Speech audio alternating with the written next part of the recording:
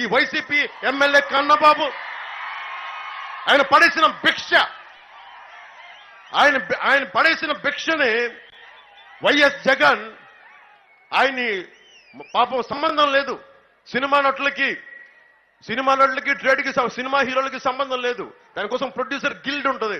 చిరంజీవి గారిని అహంకారంతో జగన్ మహేష్ బాబుని, ప్రభాస్ గారిని, చిరంజీవి గారిని రమ్మని పిలిచి వాళ్ళందరిలో కూర్చోబెట్టి వీడియోలు తీయించాడు. మీరు నన్ను బతిలాడండి, అది వీడియో తీసి బయటికి పంపిస్తా.